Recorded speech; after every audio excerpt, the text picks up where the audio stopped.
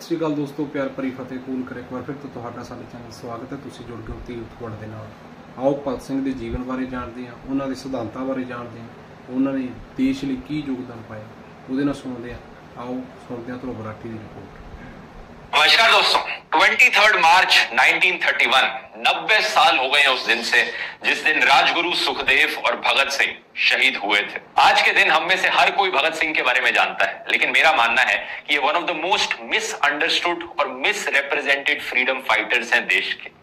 बहुत से लोग प्रोफाइल पिक्चर पर भगत सिंह की फोटो लगाकर घूमते हैं, लेकिन शायद ही उनमें से किसी ने कोशिश करी है गहराई में जाकर उनके विचारों को, उनकी विचारधाराओं को और आइडियाज को समझने की। आज के वीडियो में मैं इसी की चर्चा करना चाहूंगा दोस्तों। आइए गहराई से समझने की कोशिश करते हैं भगत सिंह को। जब भी आप भगत सिंह का नाम सुनते हैं, आप में से बहुत से लोगों के दिमाग में हथियार और वायलेंस जैसे शब्द आते होंगे, लेकिन क्या आप जानते हैं दोस्तों, भगत सिंह को अपने जमाने का फियर्स इंटेलेक्चुअल कंसीडर किया जाता था।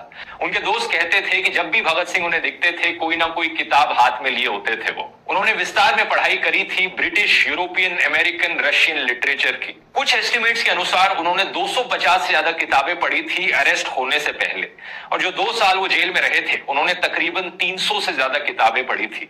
और ना सिर्फ किताबें पढ़ने के लिए, बल्कि भगत सिंह को अपने लेख के लिए भी जाना जाता था, अपनी राइटिंग के लिए। उनके आर्टिकल्स छपते थे कीर्ति, अकाली, वीर अर्जुन और प्रताप जैसी मैगजीन्स में। उस जमाने की मैगजीन्स हुआ करती थी। बात मैं ये कहना चाह रहा हूं कि भगत सिंह एक इंटेलेक्चुअल थे हाईएस्ट ऑर्डर के, लेकिन आज के दिन अगर किसी को आप कहोगे कि जरा भगत सिंह की तरह एक्टिंग करके दिखाना, तो वो अपनी मूंछों के साथ खेलेंगे और गोली निकाल कर दिखाएंगे। लेकिन क्या आप जानते हैं, भगत सिंह ने यह कहा था, बम और पिस्तौल से क्रांति नहीं आती, क्रांति की तलवार विचारों की शान पर तेज होती है। लेकिन आज के दिन लोग आइडियाज की, विचारों की बात ही कहां करते हैं। लोग तो बड़े खुश हैं एक इंटेलेक्चुअल रेवोल्यूशनरी को ट्रिगर हैप्पी रेबल की तरह दिखाने में। इसीलिए आज के इस वीडियो में दोस्तों मैं इनके 3 बड़े विचारों को आपके सामने रखना चाहूंगा। 3 बड़ी आइडियोलॉजी जो भगत सिंह की रही थी: सोशलिज्म, एथिज्म और इंटरनेशनलिज्म।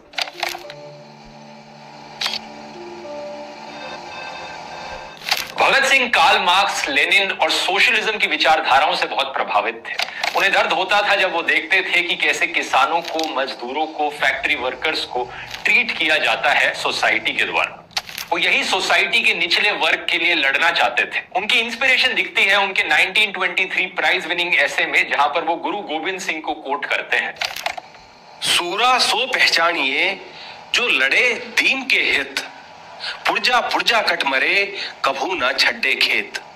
यानी बहादुर वह है जो दीन दुखियों के भले के लिए लड़ता है, और भले ही उसका पुर्जा पुर्जा अलग हो जाए, वह मैदान छोड़कर नहीं भागता।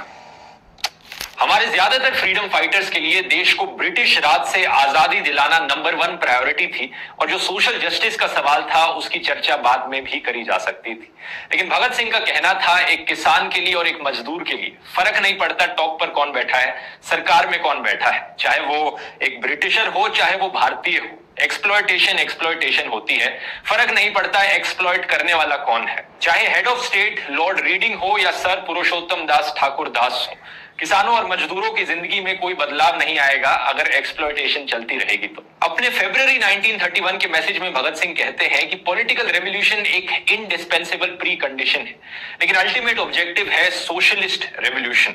उनकी रेवोल्यूशनरी पार्टी का नाम था हिंदुस्तान रिपब्लिकन एसोसिएशन, लेकिन चंद्रशेखर आजाद और भगत सिंह ने सोशलिस्ट शब्द इसमें बाद में ऐड कर दिया था, जिससे कि ये बन गई Hindustan socialist Republican association. Bhagat Singh का स्ट्रॉन्ग डेडिकेशन अपनी विचारधारा में इनके स्लोगन्स में भी दिखता है। जब असेंबली में बम गिराए गए थे तो भगत सिंह और बाटुकेश्वर दत्त ने 3 स्लोगन्स उठाए थे: इनकलाब जिंदाबाद, workers of the world unite और down with imperialism. Similarly trial के दौरान इन्होंने नारे उठाए थे लॉन्ग लिव सोशलिस्ट रेवोल्यूशन और डाउन विद इंपीरियलिज्म।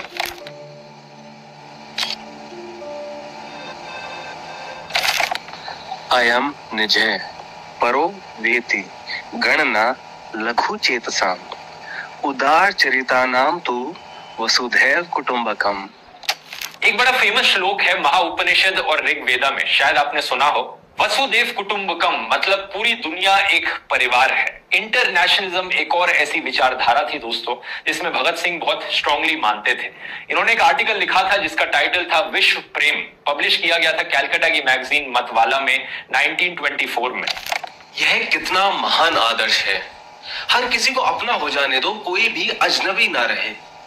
वह कैसा सुंदर समय होगा जब दुनिया से परायेपन का भाव हमेशा के लिए मिट जाएगा। वह दिन जब इस आदर्श की स्थापना होगी, उस दिन यह कह सकेंगे कि दुनिया ने अपनी ऊंचाई को छू लिया है। इस आर्टिकल में ये उस पोएट को बहुत प्रेस करते हैं जिसने वसुदेव कुटुंबकम का आइडिया पहले एनविजन किया था। आज के दिन जो लोग अपने आप को बहुत नेशनलिस्ट कहते हैं वो एक्चुअली में जिंगोइज्म के लेवल तक गिर चुके हैं। जिंगोइज्म एक ऐसा शब्द है जो एक्सट्रीम फॉर्म ऑफ नेशनलिज्म को डिपिक्ट करता है। मतलब अपने देश के बारे में भला सोचना तो छोड़ो, आप दूसरे देश को नीचा दिखाने में ज्यादा इंटरेस्टेड हो, दूसरे देशों को गालियां देने में ज्यादा इंटरेस्टेड हो। आज के दिन जो इंडिया और पाकिस्तान के बीच में दुश्मनी है, उससे भी ज्यादा गहरी दुश्मनी हुआ करती थी फ्रांस और जर्मनी के बीच में और अमेरिका और जापान के बीच में भगत सिंह के जमाने में। भगत सिंह ने एक ख्वाब देखा था, एक ऐसा दिन जब फ्रांस और जर्मनी एक दूसरे से जंग नहीं लड़ेंगे बल्कि ट्रेड करेंगे। वो दिन कहलाया जाएगा जेनिथ ऑफ प्रोग्रेस। एक ऐसा दिन जब अमेरिका और जापान दोनों देश एग्जिस्ट करेंगे लेकिन एक दूसरे से लड़ाई नहीं करेंगे। एक ऐसा दिन जिस दिन ब्रिटिश भी रहेंगे और इंडियंस भी रहेंगे लेकिन दोनों में से कोई भी एक दूसरे के ऊपर राज नहीं करेगा। 1928 में भगत सिंह ने एक आर्टिकल लिखा था कीर्ति मैगजीन में जिसका टाइटल था नए नेताओं के अलग अलग विचार, जिसमें वो दो लीडर्स की बात करते हैं, सुभाष चंद्र बोस और जवाहरलाल नेहरू, जो कि दो नए लीडर्स थे, इमर्ज कर रहे थे इंडिया में उस वक्त। इन दोनों ने जो स्पीचेस दी थी बॉम्बे में, उस पर भगत सिंह अपने कमेंट्स देते हैं। भगत सिंह सुभाष चंद्र बोस को एक इमोशनल बंगाली करके पुकारते हैं और कहते हैं ये एक ऐसे इंसान है जो रोमांटिसाइज कर रहे हैं इंडिया की ब्यूटी को कि इंडिया कितना महान हुआ करता था पुराने जमाने में। भगत सिंह इसे सेंटिमेंटैलिटी करके डिसमिस कर देते हैं और नेहरू के रैशनल व्यूज से उसे कॉन्ट्रास्ट करते हैं। पंडित जवाहरलाल कहते हैं जिस देश में जाओ वही समझता है कि उसका दुनिया के लिए एक विशेष संदेश है। इंग्लैंड दुनिया को संस्कृति सिखाने का ठेकेदार बनता है। भगत सिंह नेहरू की इस राय से सहमत थे कि अगर हमारी लॉजिकल अंडरस्टैंडिंग में हमें कुछ सही नहीं लगता है तो हमें उसे फॉलो नहीं करना चाहिए, चाहे वो वेदास और कुरान में भी क्यों ना लिखा गया हो। 1927 में लिखे गए article religious rights and their solution में भगत सिंह बात करते हैं इगैलिटेरियनिज्म की।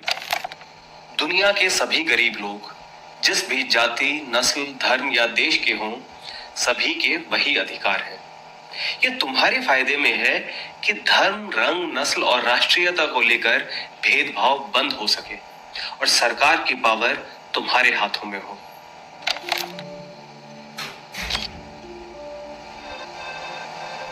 इसी से ही हम आते हैं दोस्तों भगत सिंह की एक और स्ट्रॉन्ग आइडियोलॉजी पर, जो कि है सेक्युलरिज्म और एथिज्म। जहां एक तरफ महात्मा गांधी सेक्युलरिज्म के इंडियन वर्जन को प्रमोट करते थे, यानी ऐसा सेक्युलरिज्म जहां पर सरकार धर्म को प्रमोट तो करेगी लेकिन धर्म निरपेक्षता दिखाएगी, सारे रिलीजन्स के बीच में इम्पार्शियल रहेगी। वहीं दूसरी तरफ Bhagat Singh French version of secularism में मानते थे, यानी सरकार और धर्म के बीच में दूरी बनाए रखनी चाहिए हमेशा। यही एक्चुअली सेक्युलरिज्म की ओरिजिनल डेफिनेशन है कि सरकार को किसी भी धर्म से कुछ भी लेना देना नहीं होना चाहिए, क्योंकि रिलीजन एक इंसान का पर्सनल अफेयर है। और इसी चीज पर फोकस किया था दोस्तों भगत सिंह और भगवती चरण वोरा ने जब उन्होंने मैनिफेस्टो लिखा था नौजवान भारत सभा का। हम भारतीय हैं, हम कर क्या रहे हैं? पीपल की एक टहनी कट जाती है तो हिंदुओं की धार्मिक भावना आहत हो जाती है। कागज की मूर्ति ताजिया का एक कोना क्या टूट गया, अल्लाह को गुस्सा आ गया। अरे इंसान की कीमत जानवरों से तो ज्यादा होनी चाहिए, और फिर भी यह भारत में लोग पवित्र जानवरों के नाम पर एक दूसरे का सिर फोड़ रहे हैं। कीर्ति मैगजीन के जून 1927 के इशू में जो आर्टिकल लिखा था भगत सिंह ने, religious rights and their solution, उसमें भी इसके इंपॉर्टेंस की बात करी गई थी। लोगों को आपस में लड़ने से रोकना है तो उन्हें अमीर गरीब का एहसास दिलाना होगा। गरीब मजदूरों और किसानों को यह समझाना होगा कि उनके असली दुश्मन पूंजीवादी हैं। यही रीजन है दोस्तों कि जब हमारे एक और freedom fighter Lala Lajpat Rai communal politics की तरफ मोड़ ले रहे थे, तो भगत सिंह ने एक पैम्फलेट पब्लिश किया था जिस पर एक तरफ पोएम लिखी गई थी द लॉस्ट लीडर और दूसरी तरफ लाला लाजपत राय जी की फोटो प्रिंट करी गई थी। भगत सिंह के जो पर्सनल व्यूज थे रिलीजन को लेकर, उन्हें इन्होंने बड़े famous article why I am an atheist में डिटेल में समझाया था।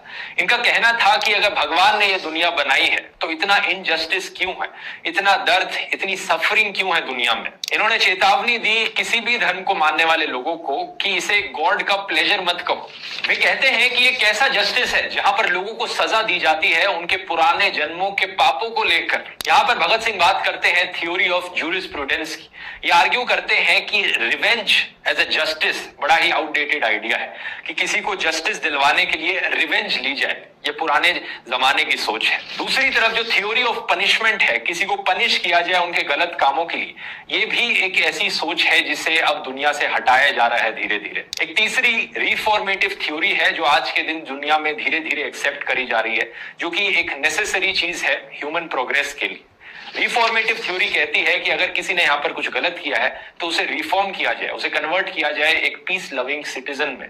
भगत सिंह पूछते हैं कि अगर भगवान किसी को अगले जन्म में गाय, बिल्ली, कुत्ते, भैंस में कन्वर्ट कर देंगे तो वो कैसे अपने आप को रिफॉर्म कर पाएगा, या फिर अगले जन्म में उसे गरीब परिवार में पैदा करें तो कैसे वो अपना ऑपरेशन होने से रोक पाएगा। गरीब परिवार में पैदा होने की वजह से उसका दिल और क्रूर बनता जाएगा, और अगर वो फिर कोई क्राइम कमिट करता है तो क्या ये भगवान की गलती नहीं है। यहाँ पर आज के दिन दोस्तों बहुत से लोग अपनी गाड़ियों के पीछे भगत सिंह की फोटो लगाकर घूमते हैं और लिखते हैं लगता है फिर से आना पड़ेगा। लेकिन याद रखिए दोस्तों, भगत सिंह एक एथिस्ट थे। वो ना तो किसी रीबर्थ, पुनर्जन्म या स्वर्ग नर्क, हेवन हेल में विश्वास रखते थे। जब वो अपनी जिंदगी कुर्बान करने जा रहे थे तो वो जानते थे कि ये दी एंड है, इसके आगे कुछ नहीं होगा यहाँ पर। लेकिन at the same time Bhagat Singh कहते थे कि एक इंसान को मारा जा सकता है, उनके विचारों को नहीं। तो आप अगर आज के दिन सही में भगत सिंह को मानते हैं दोस्तों, तो उनकी प्रोफाइल पिक्चर लगाने से, गाड़ी के पीछे स्टिकर लगाने से कुछ नहीं होने वाला।